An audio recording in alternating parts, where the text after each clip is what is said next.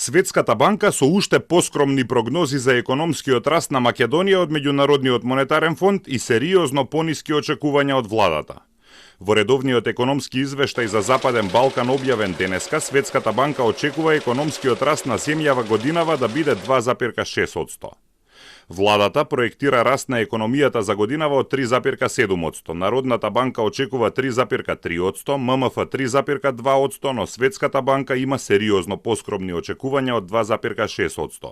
Според извештајот, македонската економија ќе расте најбавно во регионот. Најголем раст се очекува во Косово од 3,8%, пошто следува Србија со 3,5%. Просечниот раст во регионот е проценет на 3,2%. Светската банка оценува дека повисоките расходи за јавни инвестиции се амортизирани со забавувањето на потрошувачката и извозот. Американското зголемување на царините и несигурноста индиректно ќе влијаат и врз македонската економија.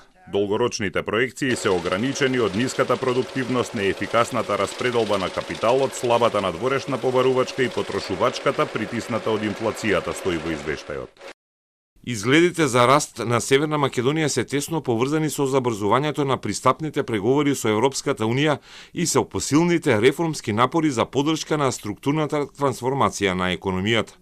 Напредувањето во планот за реформи за ЕУ, вклучувајќи ги целите за зелена транзиција, е критично за потикнување на одржливиот раст на среден до долг рок.